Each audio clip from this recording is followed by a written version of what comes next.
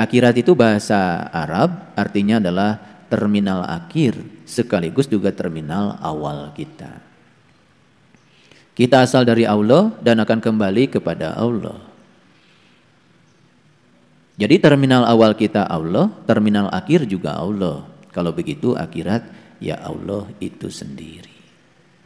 Para sahabat, hentikan dari sekarang upaya mencari kedamaian. Hentikan dari sekarang upaya mencari kedamaian. Kaget? Pasti kaget.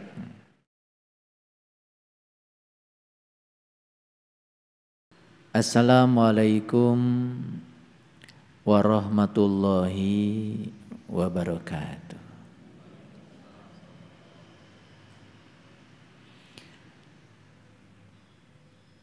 Alhamdulillahillazi nuri qulubana wa binuri ma'rifati wal isbatul yakin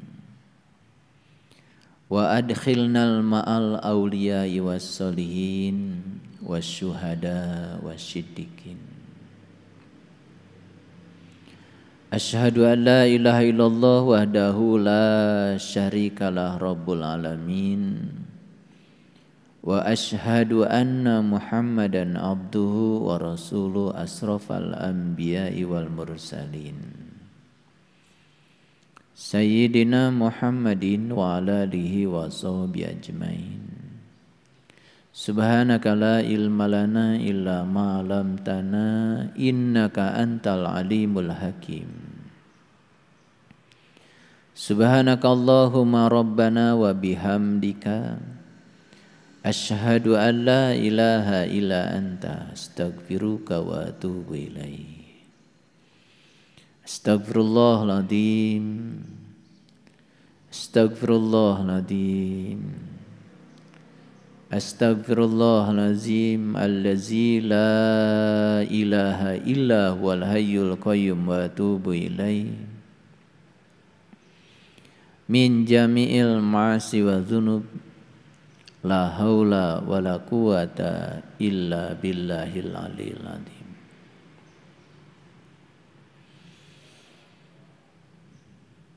Kita diutus ke semesta raya ini dibungkus dengan tubuh jasmani.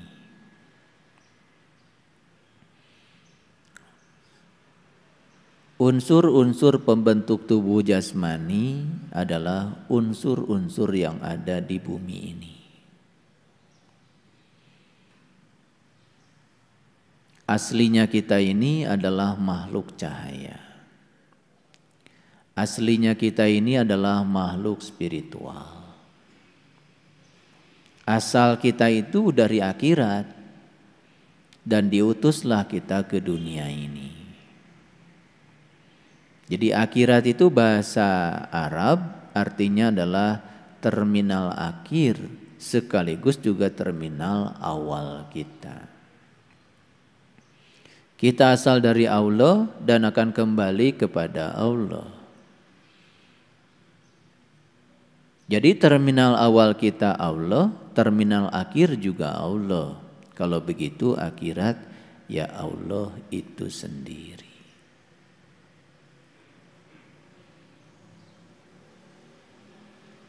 Jadi kita diutus ke semesta raya ini tidak telanjang. Tidak sebagai makhluk spiritual saja. Tidak sebagai makhluk cahaya saja, dibungkus dengan tubuh yang terbuat dari unsur-unsur yang berasal dari bumi, karena memang tugas utama kita di sini adalah membangun peradaban di bumi. Jadi jangan suka mencibir sama orang-orang yang punya semangat membangun dunia ini dengan mengatakan, wah, dia itu dunia banget. Dan kita selama ini terjebak mengatakan orang soleh itu adalah orang yang meninggalkan dunia,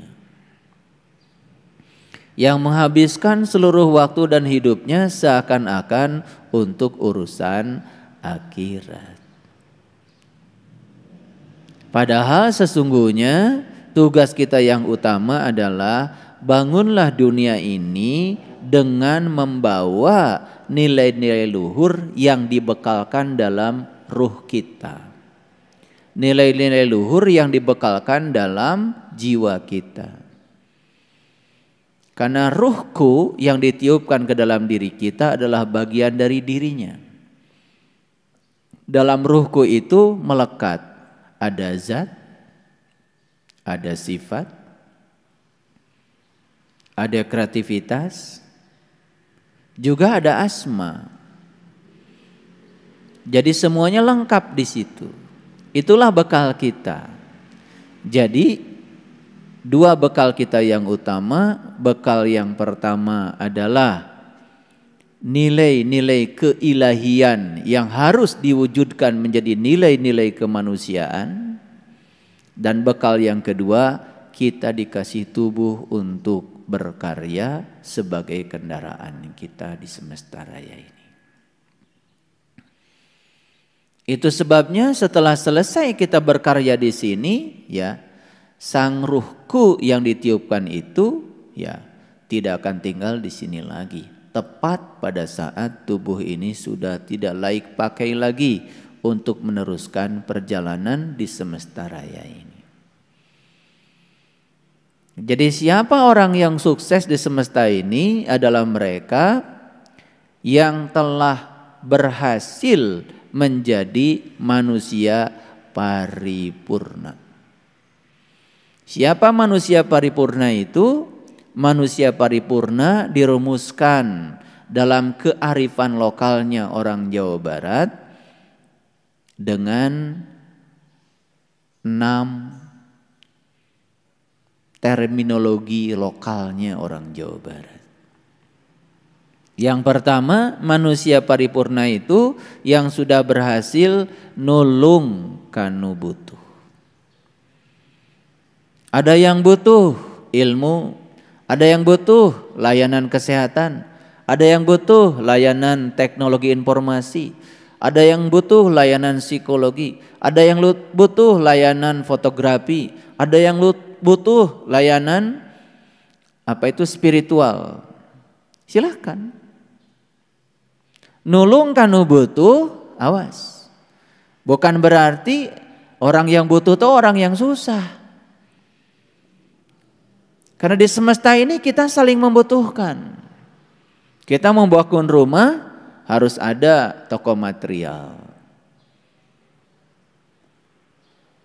Setelah selesai bikin rumah harus ada toko furniture.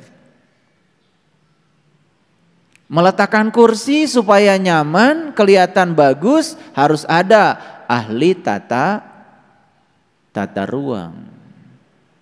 Supaya baju kita bagus, kelihatannya keren, harus ada ahli tata busana.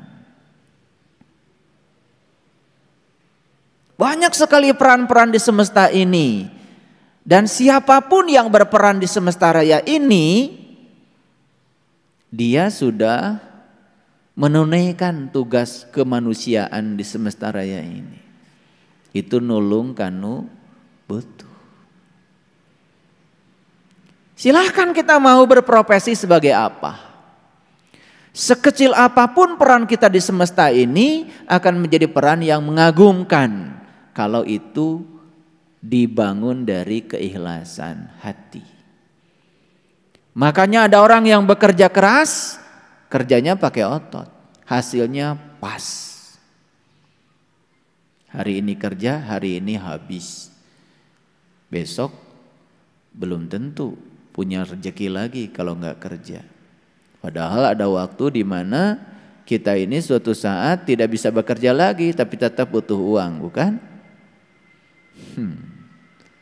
Nah, orang yang berpikir cerdas mulai naik dari bekerja keras pakai otot, naik ke tingkat bekerja cerdas pakai intelek. Tapi hasilnya juga tidak akan jauh dari pas. Nah, orang yang lebih keren lagi, dia bekerja mengakses sesuatu yang tanpa batas di kehidupan ini. namanya bekerja ikhlas. Hasilnya tanpa batas. Dengan apa kerjanya? Dengan spiritual. Membuka jalan-jalan baru yang berbeda dengan jalan kebanyakan orang yang telah ditempuhnya. Orang yang berada di kecerdasan ini menjadi kaya bukan dengan cara mengumpulkan, dia menjadi kaya dengan cara berbagi. Tapi yang di dua kecerdasan tadi itu, dia berpikir akan menjadi kaya dengan terus mengumpulkan dan penguatan diri. Makanya, lihat, banyak sekali manusia yang membuang waktunya hanya untuk mengumpulkan sesuatu yang akan dia tinggalkan. Pelit sekali, tidak peduli pada orang lain. Boro-boro untuk orang lain, untuk dirinya sendiri pun pelitnya luar biasa. Duitnya terus aja ditiduri di bawah bantal, hanya untuk makan enak pun berpikirnya 1000 kali.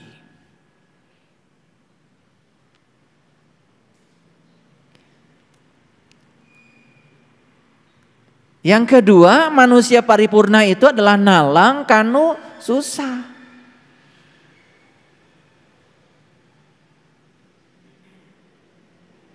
Banyakkah orang susah di semesta ini? Banyakkah orang yang menderita di semesta ini? Banyak apa tidak? Begitu saya bilang kata susah, yang terpikir oleh kebanyakan kita itu selalu saja urusan ekonomi. Padahal banyak orang susah di semesta ini, ekonominya luar biasa, berlimpah. Tapi susah.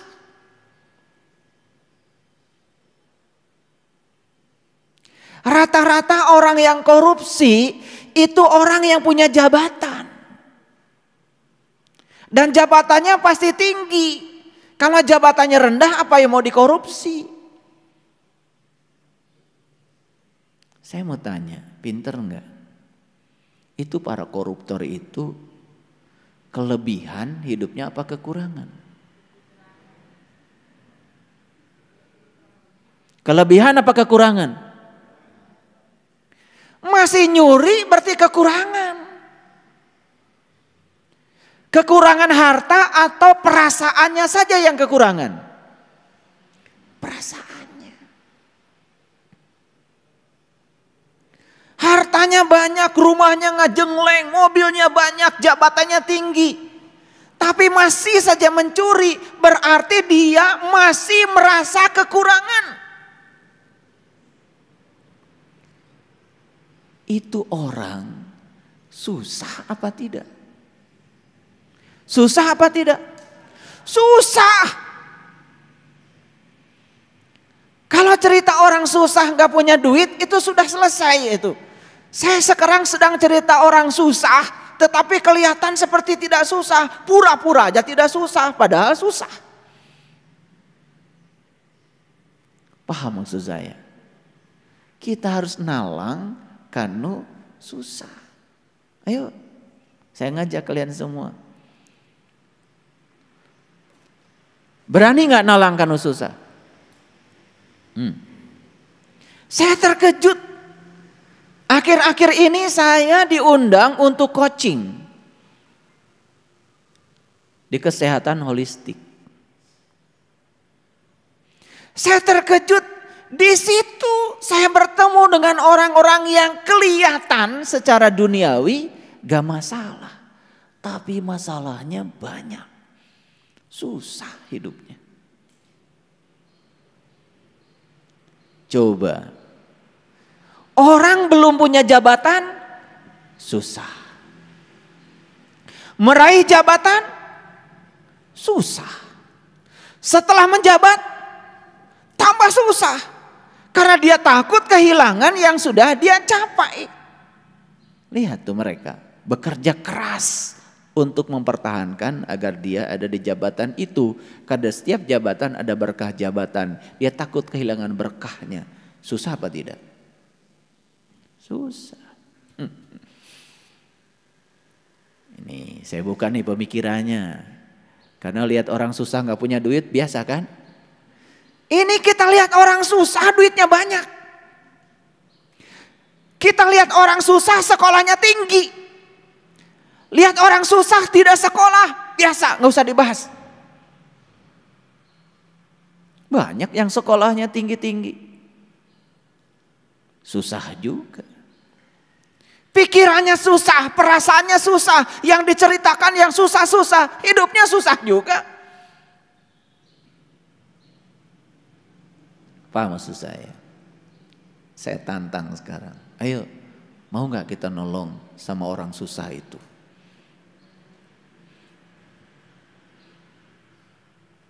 Ini pertolongannya luar biasa. Karena tidak cukup disantuni. Tidak cukup dikasih sumbangan. Harus dibereskan jiwanya, dibereskan pikirannya. Baru benar tuh hidupnya. Ayo, mau? Makanya saya dulu buka bengkel, sukses saya buka bengkel. Bengkel mobil. Saya mikir, kalau saya ngurusi bengkel mobil, mau sampai kapan?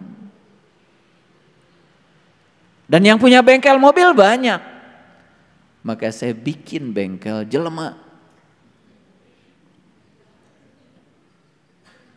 Karena yang ini hampir tidak ada saingan. Makanya mulai bengkel saya sekarang didatangi banyak orang. Ya. Yang rusak jiwanya, yang rusak pikirannya, rusak hubungan sosialnya, ambruk tubuhnya. Mulai itu. Ini dalam rangka menjadi manusia paripurna.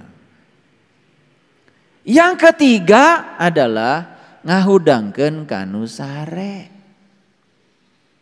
Membangunkan orang yang tidur. Orang yang tidur malam sedang istirahat, biarkan aja, nggak usah dibangunkan. Yang harus dibangunkan oleh kita yang sudah bangun tapi sare. Kelihatannya saja sudah bangun, tetapi dia masih tidur. Banyak yang kayak gitu. Nah ini pekerjaannya luar biasa. Membangunkan orang yang tidur biasa gampang. Pakai air segelas aja udah bangun. Tawarin kopi apalagi. Gampang. Tetapi membangunkan orang yang merasa seakan-akan sudah bangun. Padahal dia masih tidur. Dia tidak tahu. Tapi dia tidak tahu bahwa dia tidak tahu. Sok tahu. Kalau ngomong seperti orang yang tahu. Padahal dia tidak tahu. Cuman dia tidak tahu bahwa dia tidak tahu. Eta sasaran kita itu. Kelihatan sibuk dari pagi sampai sore. Tapi sare. Apa yang tertidur? Kesadarannya.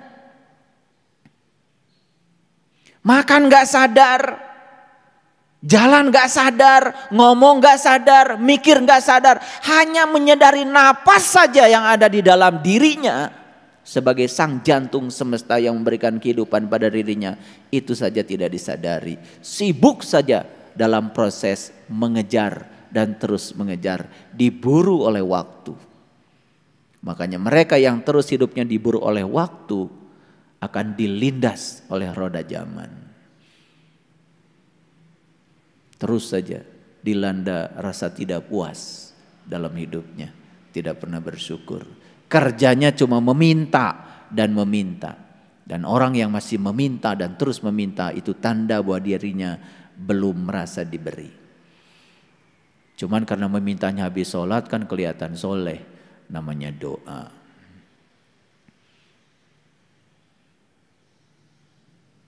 Bisa berjam-jam tuh kalian kalau minta sama Allah. Dikiranya doa itu adalah permintaan. Padahal doa itu adalah ajakan, undangan. Allah itu hanya perlu diundang saja. Nikmati, syukuri kehadirannya. Kehadirannya saja sudah cukup membuat proses penciptaan terjadi. Kehadirannya sudah cukup membuat yang tadinya mustahil menjadi tidak mustahil. Cukup kehadirannya saja. Itulah. Yang keempat, nyaangan kanu poeken. Menerangi orang yang kegelapan. Nah, ini pekerjaan lebih berat lagi. Orang yang merasa tinggal di tempat terang seperti ini banyak. Tapi orang yang kegelapan di tempat terang lebih banyak lagi.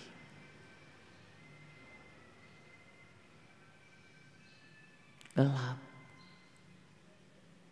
Dan ciri orang yang masih tinggal dalam kegelapan biasanya salah proyeksi, salah persepsi. Coba lihat sekarang. Kalau kita memperhatikan kehidupan sekarang, yang ini menghujat sini, yang ini menghujat sini, yang ini merasa paling benar, yang ini merasa paling berhak menghukumi orang. Itulah, semua tinggal dalam kegelapan. Ayo, mau membaktikan diri menjadi lampu yang terang benderang, yang bisa membebaskan kegelapan. Karena kegelapan itu sebetulnya ketiadaan cahaya saja. Kalau ada cahaya hilang tuh kegelapan. Mau menghadirkan cahaya? Bagaimana kita bisa menghadirkan cahaya untuk orang lain kalau kita belum bercahaya? Ayo cahayakan diri kita dulu, cahayakan diri kita. Tidak usah pidato, orang-orang yang bercahaya itu pasti dimanapun akan bisa membebaskan kegelapan. Dan orang-orang yang gelap kemanapun pergi, menambah kegelapan. Dan lucunya ini sekarang, banyak para penyumbang kegelapan tapi merasa dia sedang membagikan cahaya. Kemana-mana menebarkan kebencian, perpecahan, fitnah, hoax. Tapi merasa seakan-akan dia sedang membagikan cahaya. Padahal energinya terasa banget. Orang yang di level itu apa aja salah. Bagi dia apa saja salah. Itulah kedangkalan.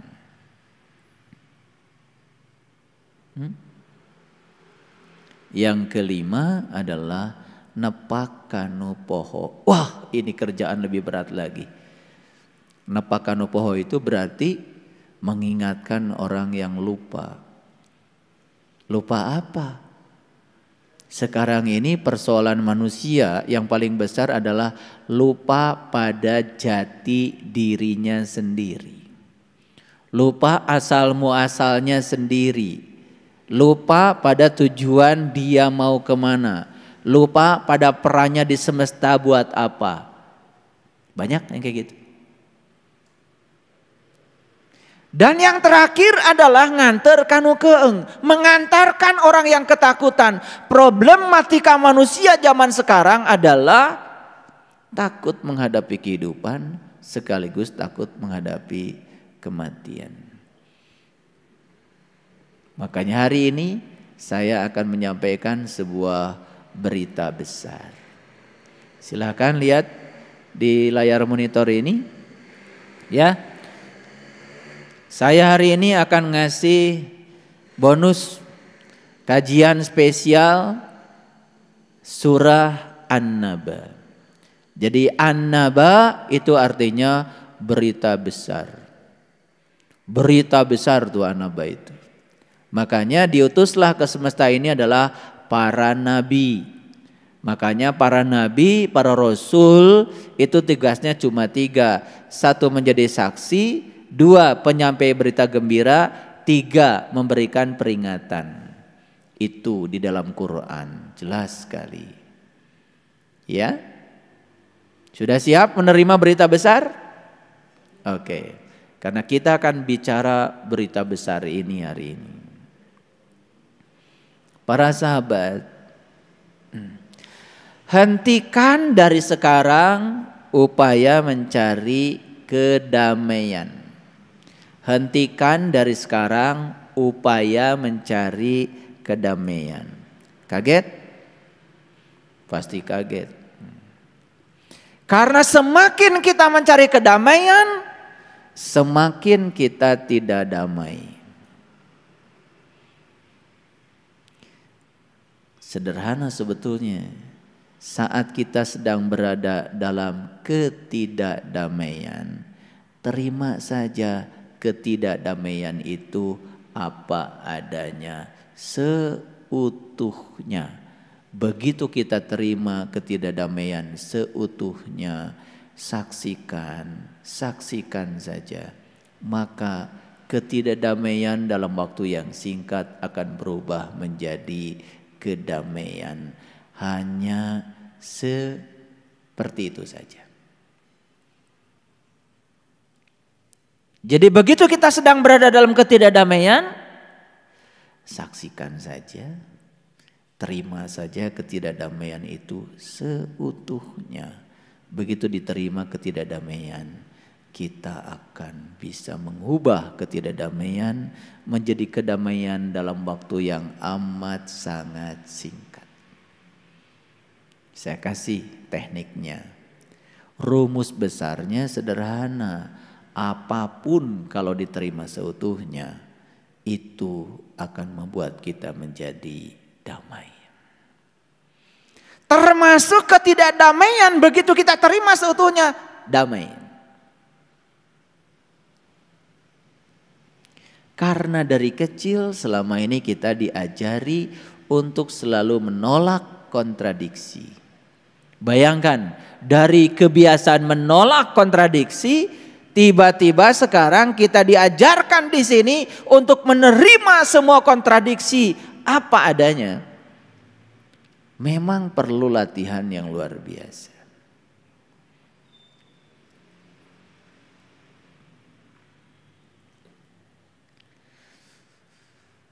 Mencari keadaan lain di luar yang ada di hadapan kita. Ulangi. Mencari keadaan lain yang di luar yang sedang kita hadapi. Bukankah itu akan menimbulkan konflik pada diri kita? Itulah yang sering tidak disadari. Kita sering hidup dengan apa yang seharusnya, bukan hidup dengan apa yang ada. Adanya begini, kita mencari keadaan lain di luar itu. Apa yang akan terjadi? Ketidakdamaian langsung hadir. Karena kita sedang mencari sesuatu yang tidak ada. Dan kita sedang menolak sesuatu yang jelas-jelas ada bersama dengan kita. Kan sebetulnya sesederhana itu, ya, konflik diri yang sering dibangun oleh kita. Begitu konflik diri itu merekah dalam diri, konflik dengan orang lain pun menjadi menyebar. Itu. Makanya ada manusia di semesta ini aneh ya, senang sekali menjadi manusia sebagai sumber konflik.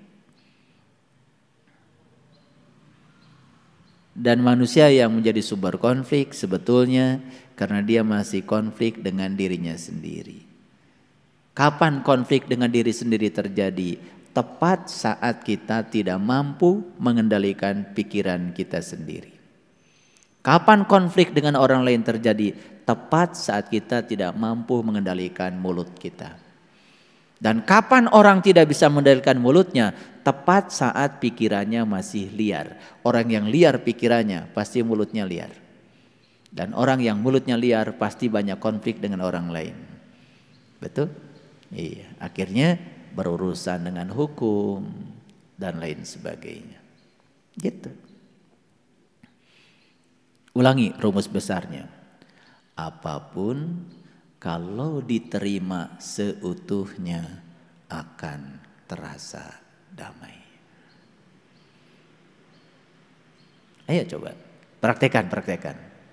Pasangan hidup kita terima saja seutuhnya. Kelebihannya, kekurangannya, langsung damai. Begitu terima kelebihannya, tolak habis-habis kekurangannya, langsung konflik dengan diri sendiri. Betul? Siapa pencipta ketidakdamaian? Jadi kalau ingin damai, caranya sederhana. Terima saja ketidakdamaian apa adanya, langsung damai kok. Ada yang konflik dengan anak karena anak ingin jadi apa? Karena anak ingin menjadi siapa menurut versinya dia. Bapaknya dokter, anaknya harus jadi dokter, padahal anaknya takut darah. Bukankah sedang menimbulkan konflik? Tidak bisa menerima kenyataan anak apa adanya. Anaknya itu senang musik, bapaknya dokter, bapaknya ingin anaknya menjadi dokter. Padahal aslinya itu anak sebetulnya pemusik. Makanya di sekolah kan di kedokteran kelihatan jadi idiot. Karena jeniusnya dia memang main musik. Itu sama saja ikan disuruh memanjat pohon, kan kelihatan idiot. Padahal jeniusnya ikan memang berenang. Jadi jeniusnya dia nggak kelihatan karena dia sedang dibangun menjadi orang lain. Konflik nggak? Kenapa? Kita tidak bisa menerima kenyataan anak kita tidak suka belajar biologi, dipaksa untuk menjadi dokter. Anak kita kerjanya senangnya masak di dapur, dipaksa jadi tentara. Karena bapaknya tentara. Konflik nggak? Kayak kasihan tuh anak bisa stres seumur-umur. Makanya saya perhatikan sekarang ini banyak sekali manusia yang tidak bahagia dengan profesinya. Saya terkejut kemarin ngasih kuliah entrepreneurship, kewirausahaan. Saya tanya satu-satu mahasiswa saya, apa kesukaan kamu? Nyanyi Pak. Loh kok ada di jurusan fisika? Kamu tersiksa nggak belajar fisika? Oh stres banget Pak. Loh kenapa bikin neraka sendiri? Ibu saya Pak pengen saya jadi guru fisika. Nah mulai kelihatan. Alam bawah sadarnya nanti akan menggunung. Dan suatu saat dia akan ambruk tuh. Dia tidak bahagia di profesinya. Dan bayangkan ketika orang tidak bahagia di profesinya, maka dia akan bekerja dalam keadaan tidak bahagia. Berkembang apa tidak? Tidak akan berkembang. Karena yang akan berkembang itu mereka yang bekerja sesuai bidangnya. Makanya orang tua jangan sok-sokan deh sama anak.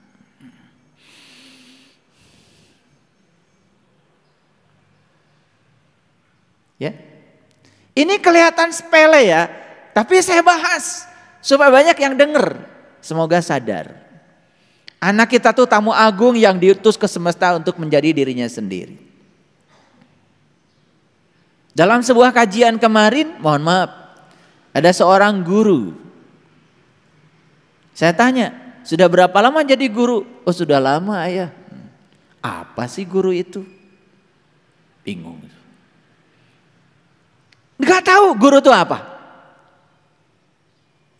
Padahal gu itu artinya adalah gelap, ru itu artinya cahaya. Guru orang yang memindahkan orang yang gelap kepada cahaya dengan cara menghadirkan cahaya.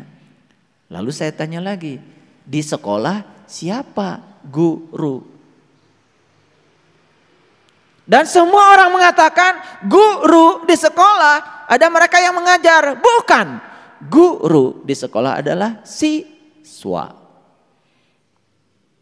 Murid-murid kita lah sebetulnya guru kita yang sebenarnya.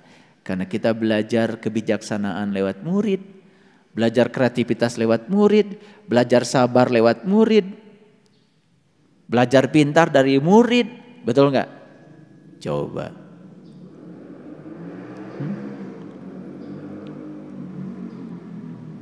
Kan murid itu dari kata uridu. Uridu itu kan artinya orang yang berkehendak.